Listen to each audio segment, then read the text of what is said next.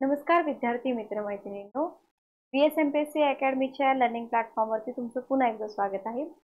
TET परीक्षा 2024 date जरी fix नसली तरी तुमचा अभ्यास चालू असेल. कॉम्पिटिशन खूप जास्त आहे. टेट परीक्षा 2024 याच्यामध्ये तुमचा जो सब्जेक्ट आहे मानसशास्त्र टू द पॉइंट, मी पॉइंट वरती येते. तर मानसशास्त्राचं विद्यार्थी फार जास्त टेन्शन घेतात. जरी D.Ed B.Ed ला तुम्हाला हा सब्जेक्ट असला तरीही काही विद्यार्थ्यांचा खूप मोठा गॅप असतो किंवा पुन्हा त्या सगळ्या संकल्पना रिकॉल करणं, पुन्हा त्याची रिव्हिजन करणं हे आपल्याकडून होत नाही. त्याच्यामुळे काय होतं, सब्जेक्ट आपल्याला थोडासा डिफिकल्ट वाटतो. ठीक आहे, पण टेन्शन घेऊ नका.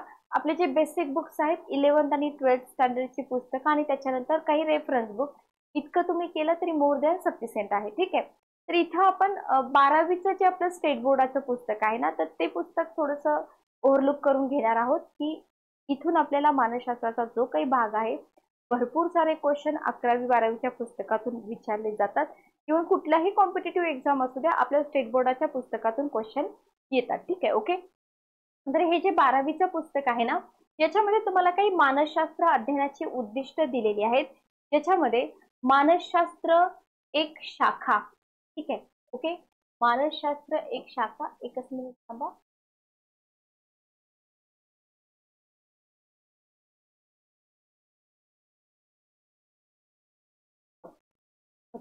तर मानसशास्त्र एक विज्ञान शाखा. तर विज्ञान म्हणून मानसशास्त्राचा काय करायचं आहे आपल्याला, इथे इतिहास समजून घ्यायचा आहे. ठीक आहे, ओके. त्याच्यानंतर मानसशास्त्रातील विविध ज्या संशोधन पद्धती आहेत ना, तर त्या संशोधन पद्धतींची माहिती घ्यायची, त्यांची वैशिष्ट्ये पण आपल्याला समजून घ्यायची, कारण का त्याच्यावरती प्रिव्हियस इयरला क्वेश्चन विचारलेले आहेत. थर्ड मुद्दा बघा, मानसशास्त्र एक विज्ञान म्हणून प्रस्थापित करण्यात कोणती आव्हानं येत आहेत, कोणती आव्हानं फेस करावी लागत आहेत ती समजून घ्यायची. आणि तर्कसंगती संकल्पना काय आहे, तर्कसंगत व्यक्तीची वैशिष्ट्ये काय, हे इथं आपल्याला काय करायचं आहे, समजून घ्यायचं आहे. ठीक आहे, ओके, क्लिअर.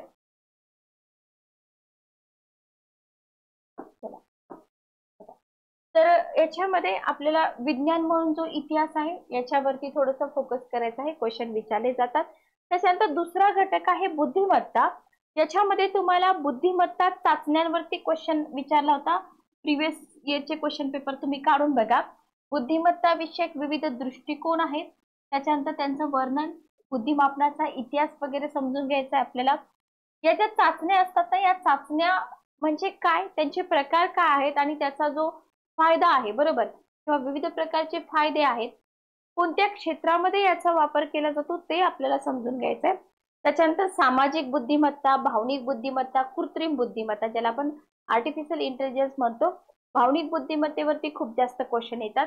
तर हे सामाजिक बुद्धिमत्ता म्हणजे काय, भावनिक म्हणजे काय आणि आर्टिफिशियल म्हणजे काय, या सगळ्या संकल्पना आपल्याला समजून घ्यायच्यात आणि याचा जो दैनंदिन जीवनावरती काय फायदा आहे किंवा काय महत्व आहे ते आपल्याला समजून घ्यायचं. ठीक आहे. त्याच्यानंतर व्यक्तिमत्व आलेत का, क्वेश्चन आलेले आहेत. तर व्यक्तिमत्व ही जी संकल्पना आहे ना, ही संकल्पना आपल्याला इथे समजून घ्यायचं आहे. दिसताना हे फार सोपं दिसतं, या व्यक्तिमत्व म्हणजे काय, एकदम छोटीशी संज्ञा आहे असं आपल्याला वाटतं, पण क्वेश्चन कसे विचारले जातात, थोडेसे कॉम्प्लिकेटेड करून आपल्याला विचारले जातात. ठीक आहे, ओके. तर व्यक्तिमत्वावर कोणते घटक परिणाम करतात, तर त्या घटकांचा आपल्याला अभ्यास करायचा आहे, त्याचं मूल्यमापन आपल्याला करायचं आहे. व्यक्तिमत्वाच्या अभ्यासाचे विविध दृष्टिकोन आपल्याला इथे बघायचे आहेत. व्यक्तिमत्व मापनाची तंत्र आहेत, ते तंत्रांचं स्पष्टीकरण आणि मूल्यमापन आपल्याला इथे बघायचं आहे. त्याच्यानंतर चौथा घटक आहे बोधात्मक प्रक्रिया, क्वेश्चन आहे बघा. पाठीमागचा जो पेपर झाला होता ना टेटचा, तिथं तुम्हाला भावनिक बुद्धिमत्तेवरती क्वेश्चन आहे, व्यक्तिमत्वावरती क्वेश्चन आहे, भावना म्हणजे काय, प्रेरणा म्हणजे काय, याच्यावरती क्वेश्चन आहेत, अवधान म्हणजे काय, याच्यावरती क्वेश्चन आहे. ठीक आहे, ओके. तर या बोधात्मक प्रक्रियामध्ये तुम्हाला अवधानाचे विविध पैलू, स्वतःची उदाहरणे विकसित करून समजून घ्यायचं आहे. संवेदन प्रक्रिया काय आहे, समस्या परिहार म्हणजे काय, सर्जनशील विचारावरती क्वेश्चन होता. या सर्जनशील मला वाटतं तबला वाजवणे वगैरे, किल्ले बनवणे, असं काहीतरी एक्झाम्पल तुम्हाला दिलं होतं. अध्ययन प्रक्रियेतील विविध पैलू स्पष्ट करणे आणि सारांशित करणे. पाचवा घटक आहे भावना. इथं तुम्हाला भावने संबंधी जे सिद्धांत आहेत ना, त्या सिद्धांताचे जे ऐतिहासिक आधार आहेत ते ऐतिहासिक आधार समजून घ्यायचे आहेत.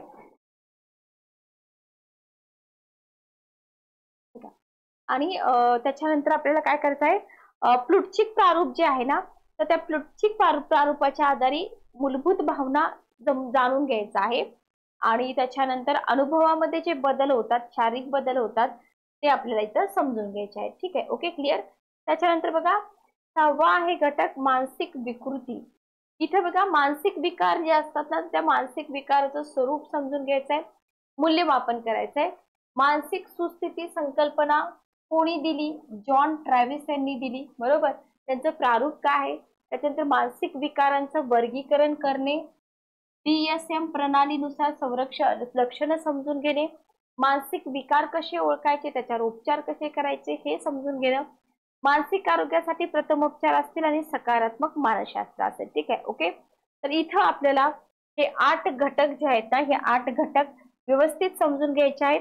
आता विद्यार्थ्यांना असं वाटतं की 8च्या 8 घटक काही महत्वाचे नाही. ठीक आहे, तर आपण काय करणार आहोत बघा, जिथं जिथं आपल्याला परीक्षेमध्ये क्वेश्चन विचारले आहेत तेवढेच घटक आपण इथं कव्हर करणार आहोत. फॉर एक्झाम्पल हा आहे तुमचा पहिला घटक. पहिल्या घटकामध्ये तुम्हाला शास्त्राची प्रमुख वैशिष्ट्ये, मानसशास्त्राचा शास्त्र म्हणून इतिहास, त्याच्यानंतर मानसशास्त्राच्या अभ्यास पद्धती, प्रायोगिक सर्वेक्षण, निरीक्षण, त्याच्यानंतर वृत्त इतिहास, सहसंबंध. ठीक आहे, आणि शास्त्र म्हणून उभा करताना जे आव्हाने येतात ते आपल्याला इथे बघायचे आहेत. Okay, clear. चला तर आपण स्टार्ट करूया. व्यवस्थित समजून घ्या, कारण मानसशास्त्र समजून घेतलं तरच आपल्याला इथं क्वेश्चन जे विचारले जातात ना तर ते समजतात. ठीक आहे, ओके. बघा आता इथे तुम्हाला काही कृती दिलेल्या आहेत, कृती पण महत्वाच्या असतात, आपण वाचत नाही स्टेट बोर्डाच्या पुस्तकामधलं. तुम्हाला काय दिलंय बघा, की काही विधानं दिलेत तुम्हाला आणि विधानं वाचा म्हटलेलं आहे. ती मानसशास्त्राविषयीची तथ्य आहेत, ती दंतकथा का गैरसमज आहे त्याच्याबाबत विचार करा. ठीक आहे, मानसशास्त्र हे खऱ्या अर्थानं शास्त्र नसून केवळ सामान्य व्यवहार ज्ञान आहे. ओके, विचार करा. मानसशास्त्र हे केवळ छद्म विज्ञान आहे, सोतांड आहे. मानसशास्त्रज्ञ हे केवळ मनकवडे असतात किंवा चेहरा वाचणारे असतात.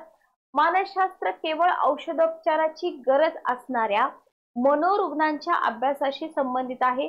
मानसशास्त्रज्ञ, मनोचिकित्सक आणि समुपदेशक यांची व्यावसायिक पात्रता आणि कामकाज सारख्याच स्वरूपाचं असतं बघा. मानसशास्त्रज्ञ, मनोचिकित्सक, समुपदेशक. ठीक आहे, मानसशास्त्राची पदवी घेतलेल्या कोणत्याही व्यक्तीला, गरजू व्यक्तीला समुपदेशन करता येतं.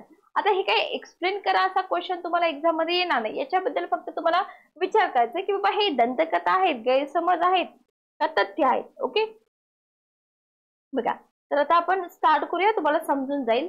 आपण विज्ञान युगात राहतो, बरोबर. आपल्या जीवनातील जवळपास आता जर बघितलं तर सुरुवाती छोटे छोटे एक्झाम्पल घ्या. उदाहरणार्थ वॉशिंग मशीनचा शोध लागला, मिक्सरचा शोध लागला, जे कष्ट होतं ते कष्ट कमी झालं, बरोबर.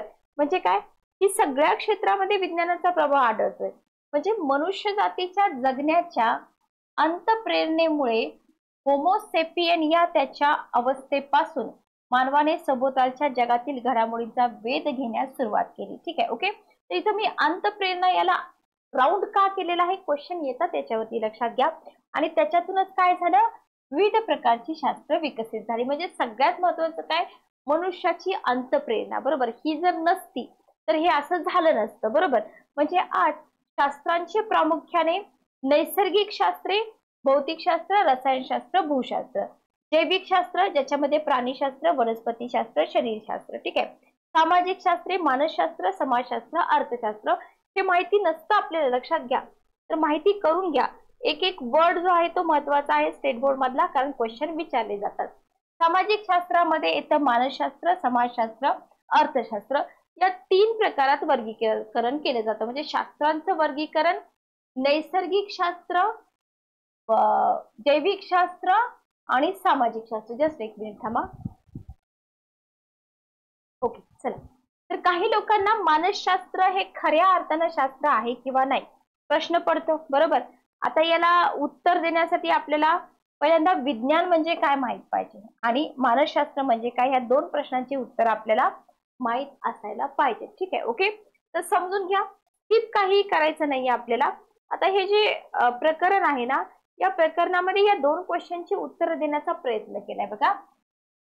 मानसशास्त्राचा शास्त्र म्हणून इतिहास, मानसशास्त्राच्या अभ्यास पद्धती, शास्त्र म्हणून उभारणी करताना येणारी आव्हानं, सगळं आपल्याला इथे बघायचं. ठीक आहे, आता शास्त्र म्हणजे काय, विज्ञान म्हणजे काय, सायन्स याचा अर्थ सायन्शिया बघा, लॅटिन शब्द आहे, त्याची उत्पत्ती कशी झाली, त्याचा अर्थ ज्ञान असा होतो. हे असलं काहीच एक्झाम मध्ये आपल्याला विचारत नाही, फक्त आपल्याला काय करायचंय, जस्ट एकदा ओव्हरलुक करून घ्यायचं. ठीक आहे, ओके. कारण का माहिती का, अर्ध अर्ध वाचलं तर काय होतं, थोडस आपली लिंक तुटू शकते, म्हणून अर्धा अर्धा अभ्यास कधी करायचा नाही. ठीक आहे, ओके. बघा, ज्ञान बरोबर, ज्ञान संपादन करणे, ज्ञानाचं उपयोजन करणे आणि नैसर्गिक व सामाजिक विश्वाला तथ्य आधारित पद्धतशीर कार्यप्रणालींच्या आधारे समजून घेणं म्हणजे शास्त्र. ठीक आहे, बघा, ज्ञान संपादन करायचंय, त्या ज्ञानाचं उपयोजन करायचंय, वापरायचंय ते ज्ञान बरोबर, आणि जे नैसर्गिक सामाजिक विश्व आहे ना, त्या विश्वाला तथ्य आधारित एक पद्धतशीर जी कार्यप्रणाली असते ना, तर त्या कार्यप्रणालीच्या आधारे समजून घ्यायचं आहे, त्याला आपण काय म्हणतो, शास्त्र म्हणतो बरोबर. आता शास्त्राची वैशिष्ट्ये पण तुम्हाला माहित पाहिजेत, तर शास्त्राची वैशिष्ट्ये काय आहेत बघा, सप्रमाण पुरावा बरोबर, आपल्याला इथे प्रूफ द्यावा लागतो की नाही, तर शास्त्रामध्ये सप्रमाण पुरावा, लक्षात ठेवा, फक्त बुलेट पॉइंट लक्षात ठेवा, एक्झाम मध्ये जास्त काही एक्सप्लेनेशन विचारत नाही. ठीक आहे, तर सप्रमाण पुरावा याच्या आधारे काय केला जातो, माहितीचा अभ्यास करून तिचा अर्थ लावला जातो बरोबर. म्हणजे प्रत्यक्ष निरीक्षणाद्वारे किंवा प्रयोगाद्वारे जे अनुभव येतात ना, तर त्या अनुभवामधून माहिती कलेक्ट केली जाते, त्यालाच आपण काय म्हणतो, सप्रमाण पुरावा. ओके, म्हणजे शास्त्रोक्त ज्ञान सप्रमाण पुराव्यावरती आधारित असतं. आणि हे एकच सेंटेन्स तुम्हाला एक्झाम मध्ये विचारतात बरोबर, की शास्त्रोक्त ज्ञान सप्रमाण पुराव्याच्या आधारावर असतं. आता हे समजून घेण्यासाठी तुम्हाला हे सगळं समजून घ्यावं लागतं बरोबर. डायरेक्ट तुम्ही हे सेंटेन्स तर वाचणार नाही, इम्पॉर्टंट आहे म्हणून, लक्षात आलं. मग दुसरा कोणताही संशोधक संशोधनाची पुनरावृत्ती करून शास्त्रोक्त ज्ञानाच्या सत्यतेची पडताळणी करू शकतो, करतात ना संशोधक बरोबर. Okay, clear. तर हे झालं सप्रमाण पुरावा, शास्त्राचं वैशिष्ट्य आहे. वस्तुनिष्ठता बघा, शास्त्र एखाद्या घटकाचा वस्तुनिष्ठ पद्धतीने अभ्यास करतं बरोबर, व्यक्तिनिष्ठ करत नाही, वस्तुनिष्ठ पद्धतीनं अभ्यास करतं. याच्यामध्ये जर बघितलं, तथ्यांकडे स्वतःच्या अपेक्षा आहेत तसं पाहतो का, नाही, शास्त्र पाहतं का, नाही, तर तटस्थ राहतात, तटस्थ राहून त्याचा स्वीकार करता येणं म्हणजे वस्तुनिष्ठता बरोबर. त्याच्यामध्ये पक्षपातीपणा, पूर्वग्रह, विषमता, त्याच्यानंतर इच्छा, मूल्य, ह्या सगळ्या गोष्टी बाजूला ठेवल्या जातात, आणि एखाद्या घटकाचं वास्तववादी दृष्टीने संशोधन करणं म्हणजे काय, वस्तुनिष्ठता. हे आपण शास्त्राचं वैशिष्ट्य बघतोय. ठीक आहे, शास्त्राचं तिसरं वैशिष्ट्य आहे शास्त्रोक्त कार्यकारण भाव. आता शास्त्रोक्त कार्यकारण भाव म्हणजे काय, जो परिवर्तक असतो ना, तर त्या परिवर्तकामधील कार्यकारण भाव शोधणे हा शास्त्राचा हेतू असतो. म्हणजे शास्त्रोक्त अभ्यासामध्ये संशोधक काय करतो, सगळ्या बाह्य परिवर्तकांवर नियंत्रण ठेवतो बरोबर, आणि स्वतंत्र परिवर्तकाचा म्हणजे जे कारण असतं, परतंत्र परिवर्तकावरती म्हणजे परिणाम, याच्यावरती होणारा परिणाम अभ्यासतो बरोबर. तर स्वतंत्र परिवर्तक म्हणजे कारण, परतंत्र परिवर्तक म्हणजे परिणाम. ठीक आहे, याच्यावरती जो होणारा परिणाम असतो तो अभ्यासतो. त्याच्यानंतर आहे पद्धतशीर विश्लेषण. इथे जर आपण बघितलं तर शास्त्रामध्ये एखाद्या घटकाचा अभ्यास करण्यासाठी काय केलं जातो, क्रमवार, इथं सिक्वेन्स खूप महत्वाचा आहे बरोबर. आणि क्रमवार प्रक्रियेमध्ये संशोधनासाठीची समस्या निश्चित करणं, गृहीतक मांडणं, माहितीचं संकलन करणं, माहितीचं विश्लेषण करणं, नियम शोधणं, याला आपण सिक्वेन्स म्हणतो की नाही. म्हणजे बघा, पहिल्यांदा समस्या निश्चित करतो का, अगोदर पहिल्यांदा आपण विश्लेषण करतो, नाही, पहिल्यांदा समस्या निश्चित करायची, मग गृहीतक मांडायचं, मग संकलन करायचं, मग विश्लेषण करायचं, आणि मग नियम बनवायचा, आणि मग पूर्वकथन. ठीक आहे, ओके. तर या इथं स्टेप आपल्याला दिसून येतात. पाचवा घटक बघा, पाचवं वैशिष्ट्य बघा, पडताळा. तर दिलेल्या परिस्थितीमध्ये शास्त्रीय माहितीची कोणत्याही काळात कोणत्याही ठिकाणी प्रचिती घेता येणं म्हणजे पडताळा करून बघायचं. ठीक आहे, ओके. पडताळ्यामुळे काय होतं, शास्त्रोक्त माहितीची विश्वसनीयता आहे ना, त्याची खात्री पडते, आणि मग काय होतं, सिद्धांत मांडणं शक्य होतं. पूर्वकथन, शास्त्राद्वारे पूर्वकथन करता येतं का, करता येतं बघा. संशोधक एखाद्या घटकाचं केवळ वर्णन करत नाही, तर काय करतात, स्पष्टीकरण आणि त्या अनुषंगाने पूर्वकथन करतात. ठीक आहे, फक्त वर्णन नाही तर स्पष्टीकरण आणि पूर्वकथन, इथं स्पष्टीकरण आणि पूर्वकथन करता आलं पाहिजे. ठीक आहे, ओके, क्लिअर.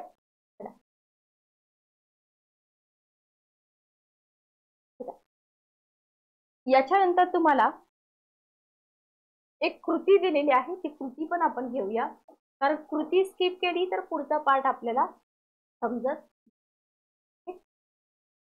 बघा काय म्हटलंय, पुढील विधाने वाचा, त्याबाबत वर्गात चर्चा करा. ठीक आहे, आता हे विद्यार्थ्यांसाठी आहे 12th आपल्याला फक्त समजून घ्यायचंय.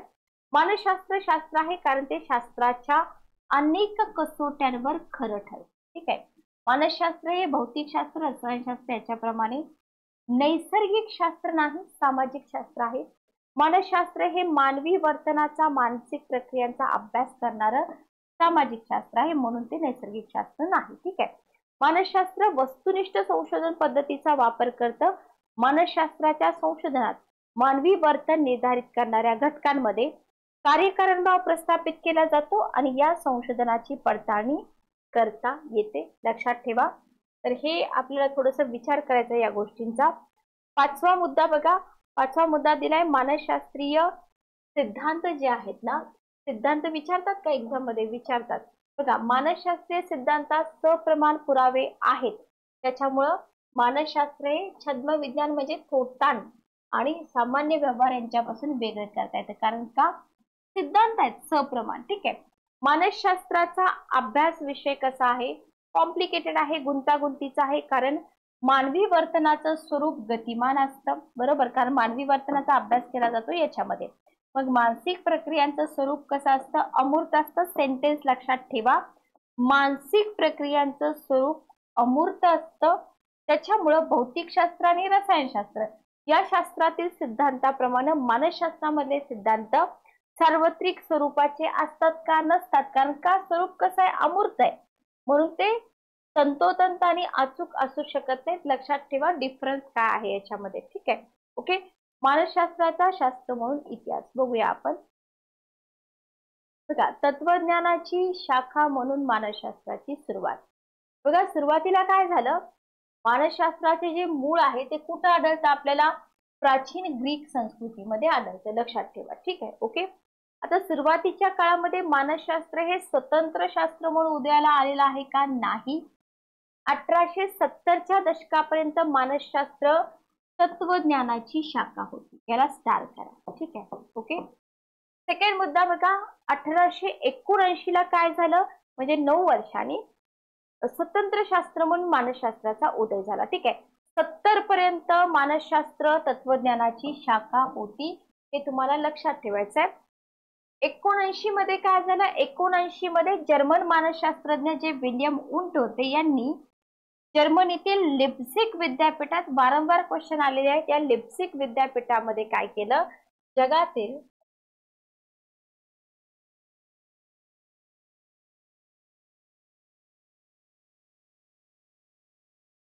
पहिली मानसशास्त्रीय प्रयोगशाळा सुरू केली. कोणी सुरू केली? कुठं सुरू केली? असे क्वेश्चन विचारलेले आहेत. ठीक आहे, आणि या घटनेकडे मानसशास्त्राची स्वतंत्र शाखा म्हणून उदय म्हणून किंवा उदय या दृष्टीने पाहू लागलं. ठीक आहे, ओके.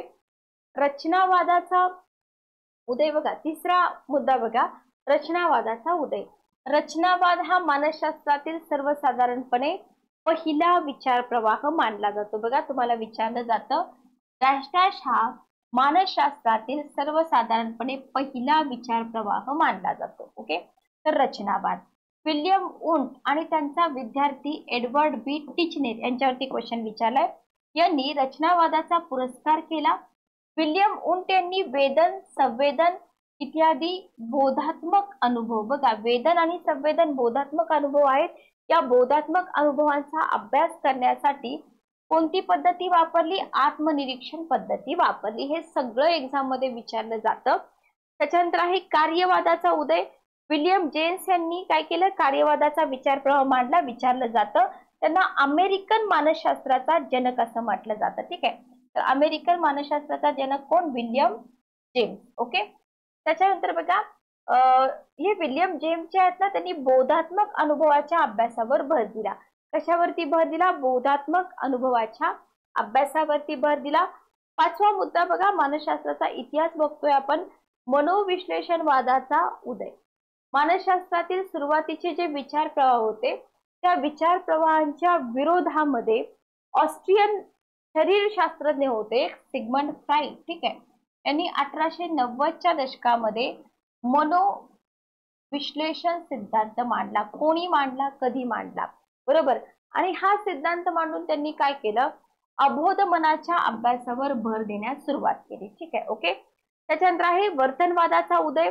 20व्या शतकामध्ये मानसशास्त्रज्ञ जॉन बी वॅटसन, हे वॅटसन होते ना, यांनी वर्तनवाद हा नवीन विचार प्रवाह मांडला. वर्तनवादात बोधात्मक अनुभव आणि अबोध मन या दोन्ही बाबींच्या अभ्यासास विरोध करून काय केलं जातं, केवळ निरीक्षणक्षम वर्तनाच्या अभ्यासावर भर देऊन मानसशास्त्राच्या अभ्यासास अधिक शास्त्रीय स्वरूप देण्यात आलं. ठीक आहे. ओके. बघा, वर्तनवाद काय आहे समजून घ्या. वर्तनवादामध्ये बोधात्मक अनुभव, अबोध मन त्याच्या अभ्यासाला विरोध केलाय. केवळ निरीक्षणक्षम वर्तन जे आहे ना त्याच्या अभ्यासावरती भर दिलेला आहे. ठीक आहे. ओके. 6वा मुद्दा तुम्हाला समजला. 7वा मुद्दा लक्षात घ्या, मानवतावादाचा उदय. बघा, 20व्या शतकामध्ये काय झालं, वर्तनवाद बघितला. 20व्या शतकाच्या पूर्वार्धात मनोविश्लेषणवाद आणि वर्तनवाद या विचार प्रवाहांचं वर्चस्व होतं.